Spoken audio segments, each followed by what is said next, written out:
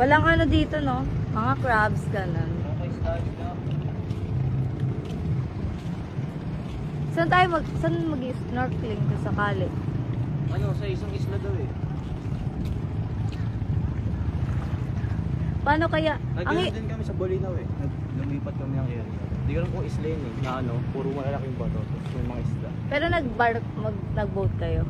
Oo, may bangka din. Lumalangoy kami, may mga isla kami kasama.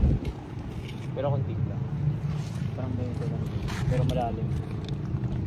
Ang ganda lalo na yung pagkaano niya. Sa Ilocos na lang. Ay, tapos siya